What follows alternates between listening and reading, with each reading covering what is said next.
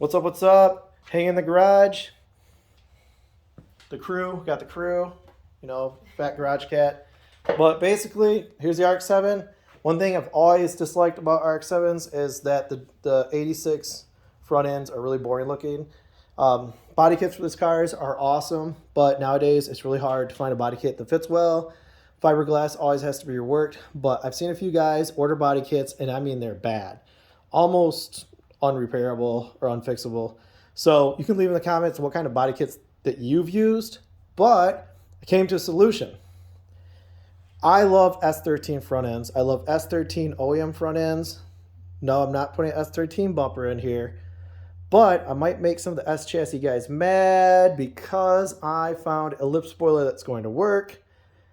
I like to retrofit lip spoilers to everything. Check out my LS400 retrofit 94 cord lip spoiler to an LS400. It snapped into place. Literally everything snapped into place. You just need to trim 2 inches of the lip spoiler. That's it on the mounting points for the brackets. That's it. But I came to a solution to make this look better. You guys tell me what you think in the comments after this video is done. And also tell me what you think. S13 front bumpers over Rx-7. Yes, all day long. That's my opinion. So, as chassis guys, you might be a little mad. This is what I'm putting onto the car, and I have to cut it up. I already have. I trimmed the edges. Yep, that's right. That is a Type X lip spoiler. Lip spoiler. Sorry, I can't talk. But yeah, Type X lip spoiler. We're going to put it on, mount it, give a little of a fresh look to this guy right here. Oh, what are you doing, dude? He's helping out. So let's get to it. All right, here we go. All right, so it was crazy. I found this in a parts bin. It's crazy I keep things like this in a parts bin in the corner of my house. But I found this in the parts bin. I've already marked it up. It's got nice little brackets under here for mounting. So actually, we're gonna be able to probably mount this without punching and tapping screws through the car, which is probably good. We're gonna mount everything to the bottom. I put it up before. It looked like it's pretty good. Let's see. Yeah, it looks like it fits.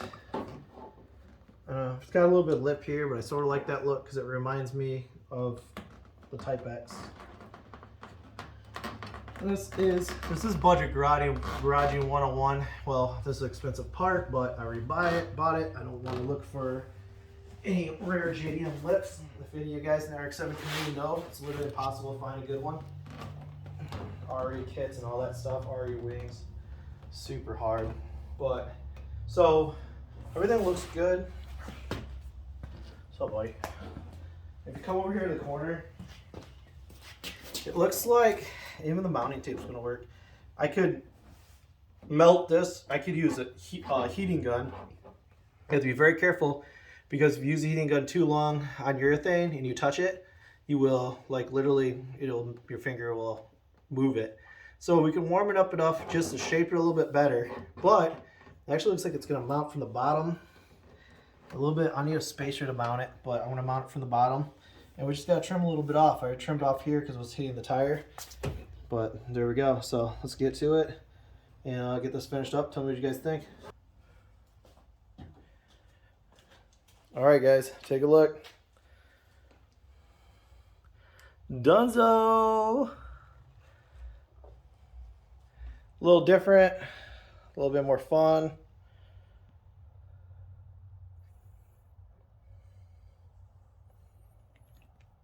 A little bit more character. Anyways, time to start working on the Rx-7.